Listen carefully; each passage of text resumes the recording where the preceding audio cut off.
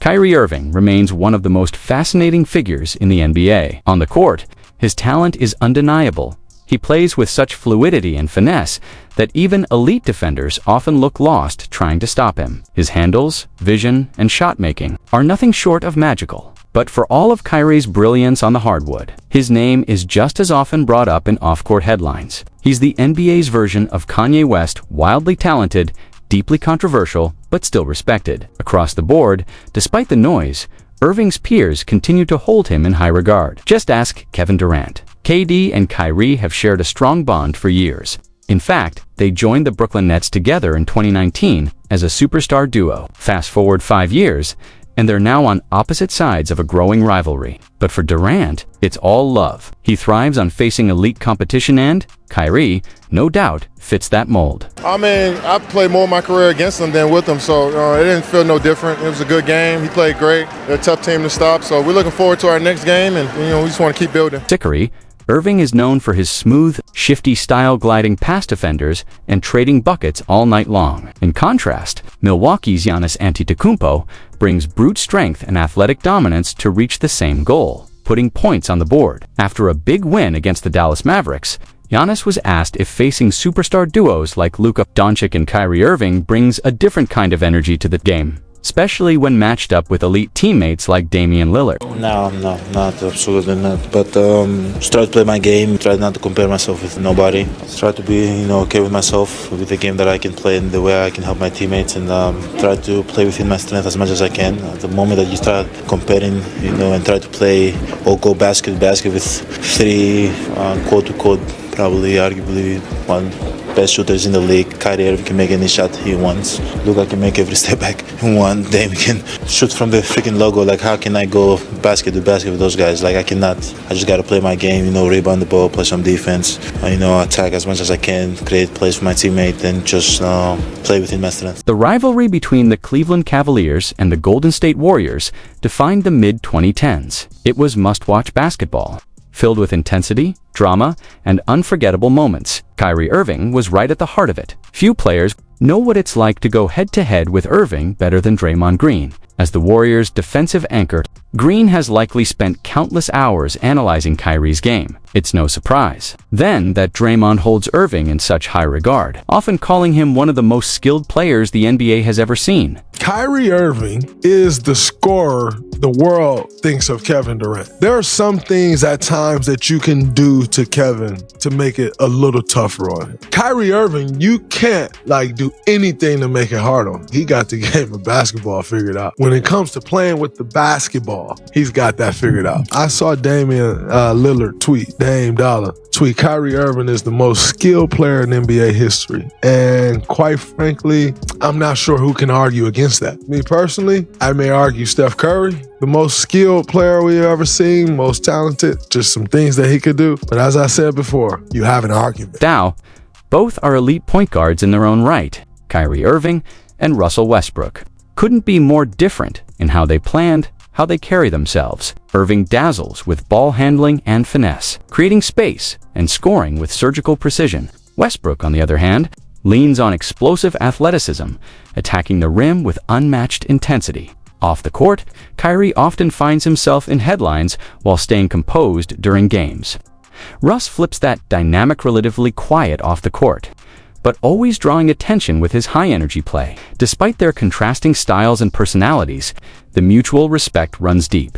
Time and again, they've publicly supported each other, showing that greatness recognizes greatness. You know what is a little better this year. He actually, he worked out a couple times in the summertime. Just, hearing his perspective and how he goes about his life is always interesting, and I respect him for everything that he stands for, that he stands on, especially his family and things. And obviously he's a great basketball player and has done a lot of great things in the league. So mutual respect, and I'm always thankful for him supporting me throughout everything, since I've been in the league. One of the most iconic shots in NBA history came during the 2016 Finals, and it was delivered by none other than Kyrie Irving in a tense Game 7 between the Cavaliers and Warriors. Irving hit the go-ahead 3 over Stephen Curry, sealing his place in basketball legend. But what makes that moment even more fascinating is the defensive breakdown that led to it. Klay Thompson, known for locking down the league's top perimeter scorers, had been guarding Kyrie for most of the game. But on that crucial play, he switched off to Junior Smith, leaving Curry, a far less capable defender, to face one of the best one-on-one players ever. To this day, Klay regrets that decision. He opened up about it on the All the Smoke podcast with Matt Barnes and Steven Jackson, admitting it's a moment he wishes he could take back. Yeah, man, that was a tough series. Man. That's the other biggest regret I have in my basketball career, besides getting busted for the weed, was switching that pick and roll with Steph, with JR and Kyrie. I still can't, I can't bring myself to watch that footage. It's too uncomfortable, you know? I can't believe I just gave him that switch. Now Kyrie got one of the greatest shots in NBA history, and Steph's a great defender too, but I'm just like, man, I can't believe I conceded that switch. It still burns. You never get over things like that. Victor Wembanyama is easily one of the most talked about players in basketball. Right now, despite his youth, he carries himself with impressive maturity, approaching every game as a chance to grow and improve.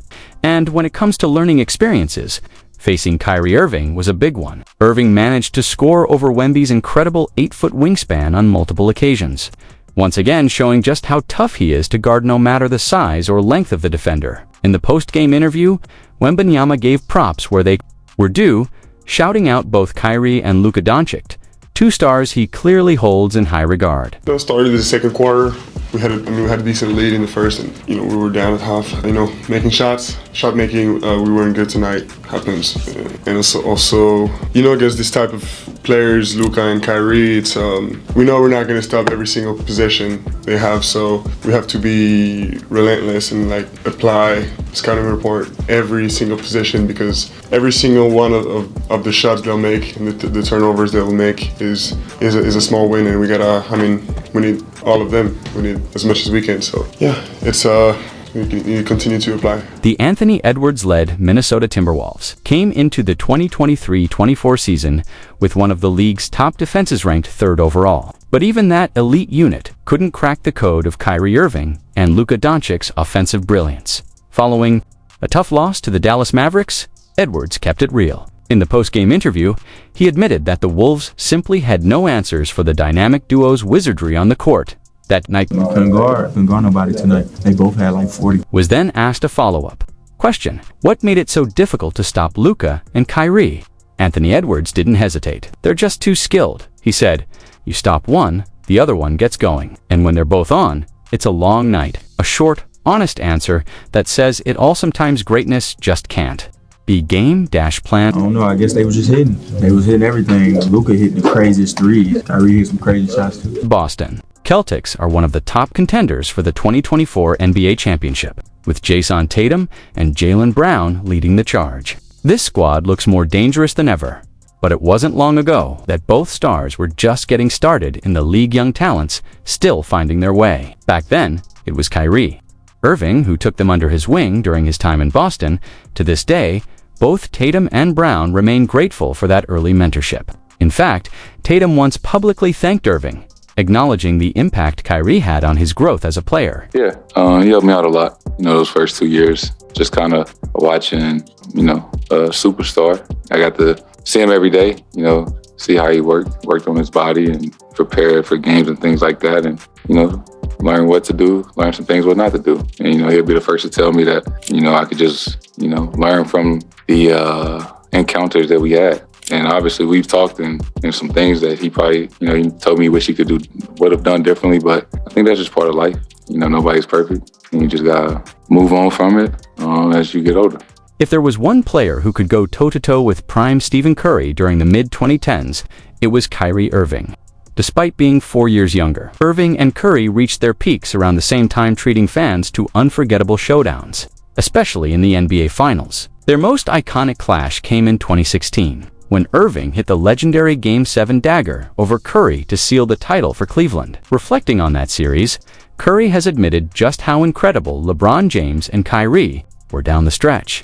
In those final 3 games, when most thought the series was already over, they elevated their games to an unreal level, delivering one of the greatest comebacks in NBA history. Then you get to the finals, and you're up 3-1, and you're already kind of counting the win as oh, just get it done, Draymond suspension, all that. It kind of is a little distraction, but you're we're still right there. We're about to be 2-time defending champs back to back and the whole vibe. And know how it ended. What I say about that 3-1 situation is I've never seen 2 guys play at that level for three straight games. It was the games. craziest thing I've ever seen. Like Bron and Kyrie were just on. Like we played well. They just played better. It was hard to watch and be in that vibe where you couldn't do anything about it. And we still had an opportunity to win game 5 and 7 down the stretch. And then the Kevin Love possession, which is one of my if there's like one play, like I know I should have done something different, it's that one. It's like way more time on the clock than I thought. Me trying to answer Kyrie's 3 over me was kind of